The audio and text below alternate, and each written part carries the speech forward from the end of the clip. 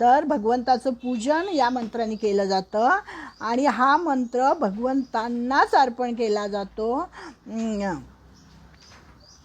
तुकाराम महाराजांनीही ओम तत्सदिती, ओम तत्सदिती वेदांचे सार कृपेचं सागर पांडुरंग असं म्हटलेलं आहे. ओम हे सगळ्यांचे सार आहे, कारण तत्वमसी याचा अर्थ काय आहे? तो तूच आहेस. तत्वमसी हे महावाक्य आहे आणि त्याचा अर्थ आहे तो तूच आहेस, कोणी वेगळा नाही, अशी अद्वैताची धारणा. म्हणजे तो आणि परमेश्वर आणि मी, आत्मा आणि परमात्मा एकच कसे आहेत. तर हे पांडुरंग हा वेदांचे सार आहे, याच्यातून तुकाराम महाराज सांगतात. आणि ओम तत्सत, ओम प्रणव ओंकार याचे सामर्थ्य आपण पूर्वी पाहिलेलं आहे. ओम इत्येकाक्षरं ब्रह्म व्याहरन् मामनुस्मरण 8व्या अध्यायात येऊन गेलेलं आहे. आणि त्याच्यापुढे तत्, तत् म्हणजे काय? तर चैतन्य तत्व, त्याच्यानी ईश तत्वाचा निर्देश केलेला आहे. ओम तत् आणि सत, त्याच्यापुढे आहे सत. आणि कारण शेवटी सगळे त्याच्यासाठी करायची असते. ही पूजा त्या परमेश्वराला पावावी. आपण निमित्त मात्र आहोत, तो नित्य आहे, आम्ही अनित्य आहोत. म्हणून ओम तत्सत, की हे भगवंता सगळं काही तुझ्यासाठीच आहे. म्हणून भक्त कळवळून परमेश्वराला सांगतोय की मला पूजाविधी माहिती नाही, अर्चन कसे करायचे माहिती नाही आहे. बघा शंकराचार्यांचं निर्वाण षटक आहे ना त्याच्यासाठीच, की मला मनोबुद्धी अहंकार चित्तानि नाहम न च क्षोत्र जिव्हे न च घ्राण नेत्रे न च व्योम भूमिर्न तेजो न वायू चिदानंद रूप शिवोहम शिवोहम. तर तोच या ओम तत्सदितीचा अर्थ आहे. की ओम तत्सत, की त्यांनी सांगितलं की क्षम्यताम परमेश्वर, मला क्षमा कर परमेश्वरा, मला क्षमा कर, असं भगवंताकडे तो मागणं मागतोय. आणि ओम तत्सत म्हणजे ओम म्हणजे प्रणवोंकार, तत् म्हणजे परमेश्वर आणि सत म्हणजे सगळं सामर्थ्य, या परमेश्वराचं सगळं सामर्थ्य. म्हणजे ओम म्हणजे काय सांगितलं आत्ता? प्रणव ओंकार. तत् म्हणजे परमेश्वर आणि सत म्हणजे त्याचं सामर्थ्य, म्हणजे ओम तत्सत असं त्यांनी सांगितलं आहे. आणि प्रत्येक अध्यायाच्या शेवटी म्हणून ओम तत्सत याचा निर्देश केलेला आहे. ओम तत्सत यांचा समन्वय जिथे आहे तिथे ब्रह्मत्व आहे. म्हणून ओम तत्सत ब्रह्मार्पणमस्तू असं म्हणतात. भगवंताचं म्हणणं असं आहे की असा यज्ञ तू कर, अर्जुनाला सांगतात. ओम तत्सत, असा यज्ञ तू कर, असं तप तू कर, असं त्यांनी अर्जुनाला ह्याच्यातून सांगितलेलं आहे. म्हणजे हा एक महामंत्र आहे. प्रत्येक पदाचा उलगडा आता पुढच्या 3 श्लोकामध्ये केलेला आहे. बघा संपत आला आहे आपला अध्याय आता. 24वा श्लोक आहे. तस्मादोमित्युदाहृत्य यज्ञदान तपक्रियाः प्रवर्तन्ते विधानोक्ता सततं ब्रह्मवादिनाम. हा पंखा लावा ना, का बंद केला? ओम या एका अक्षरात परमात्म्याचा निर्देश तर आहेच, पण अवघ्या सृष्टीचे रहस्यही त्यात दडलेले आहे. भगवंत स्वतः या रहस्याचा उलगडा करतात. ते म्हणतात की ओम तत्सत. आता ह्या पुढच्या 3 ह्याच्यामध्ये बघा त्यांनी काय सांगितलेलं आहे, मी थोडंसं वाचून दाखवते. उद्धवाचं भाषण ऐकून श्रीकृष्ण काय म्हणाले? ते म्हणाले, हे उद्धवा, तोच वेद आता तुला मी निरूपणामध्ये सांगतो. थोडंसं अवघड आहे, पण बघा मी वाचून दाखवते. भगवान श्रीकृष्ण उद्धवाला सांगतात, उर्ण नाभी म्हणजे कातीन, तो कोळी असतो ना आपल्या घरामध्ये, जो कोळी जाळं विणतो, ती जशी आपल्या तोंडातून अतिशय बारीक असे तंतू काढते, त्याप्रमाणेच निर्गुणामधून ओंकाराचा धागा निघतो. तो ओंकार आपल्या स्वभावधर्मानुसार सप्राण म्हणजे सचेतन होताच हिरण्यगर्भ संज्ञक होतो, असे वेदात सांगितले आहे. तोच प्रभू म्हणजे ऐश्वर्ययुक्त स्वामी होय. त्याची शक्ती अचिंत्यानंत आहे, म्हणजे आपण त्याचं विचार करू शकत नाही. तो छंदोमय वेदमूर्ती आहे. तो वस्तुतः अविनाशी असून नित्य सुखमूर्तीच आहे. तो प्राणोपाधी घेऊन नादरूपाने मनशक्तीला जागृत करतो. ही जी जागृत केलेली मनशक्ती असते तीच स्पर्श, स्वर, वर्ण ह्यांना निर्माण करते आणि हिलाच वेदवेत्ते पुरुष बृहती असे म्हणतात. कारण हिचा विस्तार अपरिमित आहे. ते स्वरांनी व वर्णांनी युक्त असलेले मंत्र हृदयाकाशामध्ये विलक्षण रीतीने हजारो शाखांनी विस्तार पावतात. ह्याप्रमाणे वैखरी वाणीचा विस्तार अपरंपार वाढला आहे. स्वर आणि वर्ण इत्यादिकांच्या उच्चाराने वेदांना अधिष्ठान असणारी वैखरी वाणी कशी उत्पन्न झाली तेही मी तुला सांगतो. म्हणजे बघा कुठून कुठे आले, वैखरी वाणीपर्यंत आलेले आहेत. हे पंखा लावलेला आहे, तिकडनं लावा ना, खूप गरम होत आहे मला. वेदांचे कथन करणाऱ्या श्रेष्ठ पुरुषांच्या शास्त्रविधीने नेमून दिलेल्या यज्ञ, दान, तपरूप क्रिया नेहमी ओम अशा परमात्म्याच्या नावाचा उच्चार करून आरंभ करावा, असा या श्लोकाचा अर्थ आहे. म्हणजे आपल्याला अर्थ कसा लावता येईल इथे आता, की वैखरी वाणीचं महत्त्व त्यांनी सांगितलं आहे. मग ओम आपण कशातून उच्चार करतो? ओमाचा, ओमचा वैखरी वाणीतून. आणि ती सुरुवात कुठून होते? परावाणीपासून. म्हणजे अ उ म असं करत करत तो पूर्ण ओंकार होतो. आणि अ उ म ह्या 3 मात्रा एकत्र झाल्या म्हणजे लोक त्याला ओंकार म्हणतात. आणि हा ओंकार अलौकिक आहे, अत्यंत सूक्ष्म रूपाने तो देहातच असतो. आणि त्याच ओंकाराला प्राणाच्या संगतीने मूलाधारादी चक्रामध्ये ऊर्ध्वगती सुरू होते. आता जे प्राणायाम करत असतील, जे योगाचा अभ्यास करत असतील, त्यांना हे सगळं कळेल की परा पश्यंती मध्यमा वाणीची अभिव्यक्ती होते आणि परावाणीच्या आत पश्यंती श्रेष्ठत्वाने जन्मात येते. आधी परा म्हणजे बेंबीच्या तिथे असते, मग वरती गेल्यानंतर पश्यंती असते आपल्या हृदयाच्या तिथे, मग नंतर मध्यमा हृदयाच्या तिथे असते. बेंबीच्या थोडंसं वर पश्यंती, मग मध्यमा आणि वैखरी म्हणजे जी आपण तोंडातून बोलतो ती वाणी. म्हणजे परा, पश्यंती, मध्यमा आणि वैखरी अशा 4 वाणी सांगितलेल्या आहेत. आणि ह्या एक एक चक्र ओलांडून वरती येतात आणि मग त्या वैखरीतून ती वाणी प्रगत होते मुखाच्या द्वारे. म्हणजे ओंकाराचा उच्चार किती महत्त्वाचा आहे. ओंकार म्हणजे परब्रह्म परमात्मा कसा आहे हे त्यांनी इथे सांगितलेलं आहे. मुखाच्या द्वारे वैखरी वाणी प्रगट होते तेव्हा ती स्वरवर्ण ह्यांच्या उच्चाराने अनेक मंत्ररूपाने गर्जत असते. आणि त्या स्वरांमध्ये आणि वर्णामध्ये स्पर्शवर्ण कोणते, अंतस्थ वर्ण कोणते, उष्मवर्ण कोणते, हे सगळं आपल्याला जेव्हा त्या एका भाषाशास्त्राचा अभ्यास केला, त्या उच्चारणशास्त्र त्याचा अभ्यास केल्यानंतर आपल्याला हे कळतं की ओठांना ओठ लागल्यानंतर कुठले शब्द, तालव्य, दंतव्य, ओष्ठव्य, म्हणजे एक ओंकार, पण त्याच्या पाठीमागे हे केवढं शरीरशास्त्र आहे. आणि हे सगळं त्या भगवंताची ही लीला आहे सगळी. आणि म्हणून ओंकाराचं किती महत्त्व आहे. सर्व काही ओंकार रूपच आहे. यज्ञ, तप, दान यांचा पारमार्थिक लाभ हा परमात्माच आहे. आणि परमात्मा व ओंकार हे अभिन्न आहेत, वेगळे नाही आहेत. परमात्मा म्हणजेच ओंकार आणि ओंकार म्हणजेच परमात्मा. आणि म्हणून या ओंकाराचा उच्चार करायचा आणि मग कुठलंही कर्म करायला सुरुवात करायची. आणि आधी सांगितलं कर्माच्या शेवटी ओम तत्सदिती आलं पाहिजे. कुठलंही कर्म पूर्ण झाल्यानंतर पण ओम तत्सदिती आलं पाहिजे. आणि कुठल्याही कर्माची सुरुवात करताना सुद्धा त्यांनी सांगितलं आहे की ओंकाराचा उच्चार करणं फार महत्त्वाचं असतं, कारण ओंकार म्हणजेच परमात्मा आहे. मग आता 25व्या श्लोकात सांगतात, तदित्यनभिसंधाय फलम यज्ञ तपक्रियाः दानक्रियाश्च विविधा क्रियन्ते मोक्षकांक्षिभिः.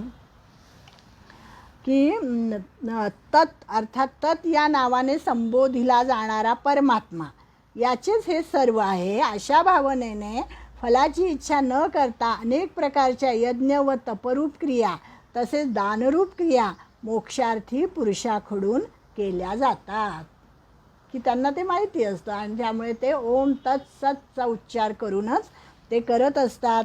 म्हणजे जो सर्व कर्माचा कर्ता आहे आणि कर्ता असूनही अकर्ता आहे, ज्याच्या अंगी स्वभावताच नित्यमुक्तता असते, ज्याची नैसर्गिक अकुंठित सत्ता असते, जो परमानंदाने सदा परिपूर्ण असतो, जो ईश्वर आहे, जो सर्वसमर्थ आहे, तो शिव तत्पदार्थाचा वाच्यार्थ होय. म्हणजे तत्पदामध्ये ओम सांगितलं, ओम म्हणजे परमात्मा, तत्मध्ये सुद्धा सर्व कर्माचा कर्ताच तो आहे, कर्ता असून हा कर्ता आहे असा जो ईश्वर, तो म्हणजे तत्पदाने सांगितला. आणि आता पुढे सत्पदाविषयी सांगतात. तत्पदाचं आणखी थोडंसं, की जी सद्वस्तू सर्व जगापलीकडे आहे, जी सर्वांचा द्रष्टा आहे, ती तत् या संज्ञेने जाणली जाते. ओंकाराच्या विनियोगाने कर्माचा प्रारंभ होतो आणि तत्संज्ञेच्या विनियोगाने ते कर्म ब्रह्माच्या ठिकाणी अर्पण केले जाते. कर्माला यामुळे ब्रह्मत्व प्राप्त होते. कर्म ब्रह्मरूप झाले तरी ब्रह्मरूप झालेले कर्म व कर्ता यात भेद राहतो. या द्वैताची उणीव भरून काढण्यासाठी, ब्रह्मतत्व अनुभवास येण्यासाठी तत्संज्ञा उपयोजिली आहे. म्हणजे ओम तत्सत हे सगळं कसं एक आहे.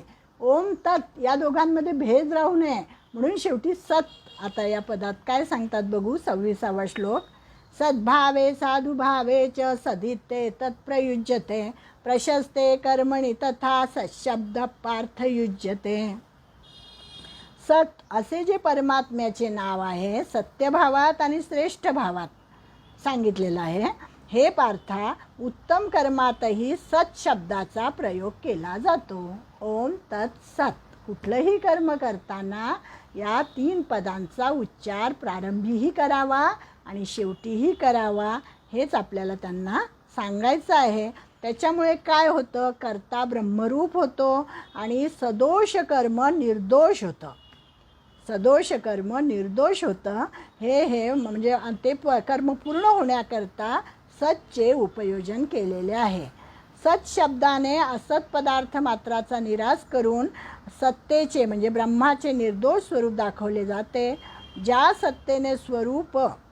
सत्तेचे स्वरूप देवाने अथवा कालाने बदलणे जाणत नाही, ती सत्ता आपण आपल्या ठिकाणी अखंडित आहे.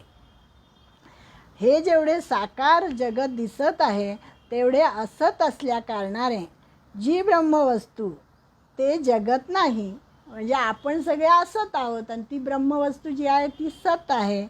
मग त्या ब्रह्मवस्तूच्या स्वरूपाचा आश्रय आपल्याला मिळतो ह्या पदाचा उच्चार केल्यानंतर. म्हणून त्यांनी सांगितलं आहे की ओम तत्सत, ओंकार व तत्कार यांनी चांगल्या प्रकारे सहाय्य केलेला हा सत शब्द कर्माचा जीर्णोद्धार करतो. म्हणजे कर्मामध्ये जर काही उणीव असेल तर ती उणीव या ओम तत्सतने नाहीशी होते. आणि हा सत शब्द आपल्या सतपणाच्या सामर्थ्याने ते कर्माचे असतपण नाहीसे करतो आणि त्या कर्माला सतपणाच्या व्यवहाराला आणतो. अर्जुना, तेथे हा सत शब्द जो इतर म्हणजे ओंकार आणि तत्कार यांच्यापेक्षा प्रौढ आहे, त्या कर्माला सत्कर्मत्व आणतो. किती छान सांगितलं आहे बघा. ओम तत्सत या म्हणजे हा जो नामाचा उच्चार आहे हा ब्रह्मालाच प्रकाशित करतो. सतमुळे कर्ता सद्रूप होतो, कर्म निर्दोष होते, पूर्ण होते, कर्माचा प्रशस्तपणा आणि प्रौढत्व वाढते आणि प्रत्येक कर्म हे मंगल आणि पवित्र होते. ओम तत्सत याच्या उच्चाराने. त्याच्यानंतर 27वा श्लोक आहे. भगवंत आता सत्संज्ञेचा उच्चार दुसरा प्रयोगही एक सांगतात. आत्तापर्यंत जो सांगितला तो हा, आणि आता सांगतात यज्ञे तपसी दाने च स्थिती सदिती चोच्यते, कर्मचैव तदर्थीयं सदिते वाभिधीयते.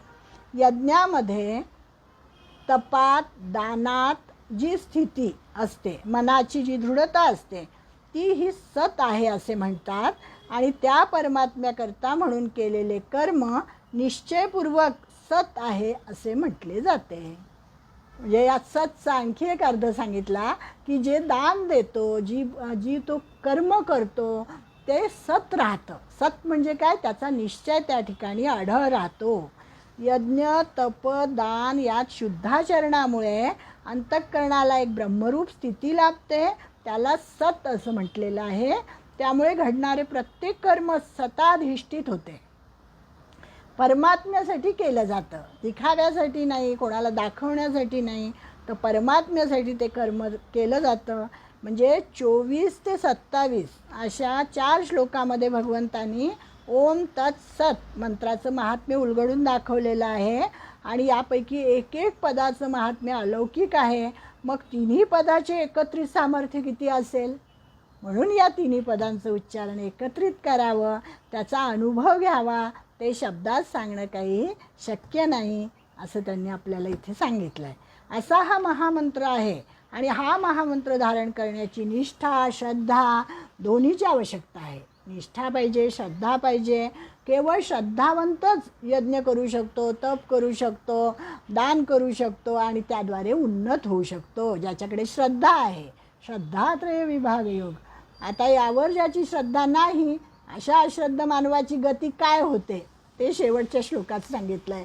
म्हणजे हा श्रद्धात्रय विभाग योग 17वा अध्याय संपलं आहे. माझं 1 मिनटं आहे.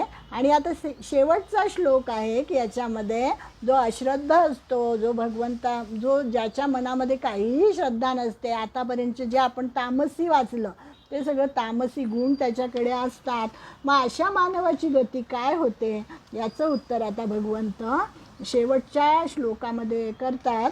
आणि उपसंहारच याच्यामध्ये केलेला आहे. 28वा श्लोक. अश्रद्धया हुतं दत्तं तपस्तप्तं कृतं च यत् असदित्युच्यते पार्थ न च तत्प्रत्यनो इह. म्हणजे हे अर्जुना, श्रद्धेविना केलेले हवन, दिलेले दान, कष्ट सोसून केलेले तप आणि जे काही कर्म केले असेल ते सर्व असत म्हटले जाते. सतचा अर्थ पाहिला आपण किती छान होता. आणि त्याच्या विरुद्ध असत म्हणजे जे श्रद्धेने केलं जात नाही ते सगळं असत म्हटलं जातं. ते न इहलोकी लाभदायक होत ना परलोकी लाभदायक होत. म्हणजे मृत्यूनंतरही त्याचा काही लाभ होत नाही आणि आत्ता इहलोकामध्ये सुद्धा त्याचा काहीही लाभ होत नाही. असदित्युच्यते पार्थ न च तत्प्रत्यनो इह. म्हणजे श्रद्धा ही सताकडे नेणारी असते आणि अश्रद्धा ही असताकडे नेणारी असते. श्रद्धा टाकून कोट्यावधी अश्वमेध यज्ञ केले तरीसुद्धा काहीही उपयोग नाही, त्याचं फळ शून्य असतं.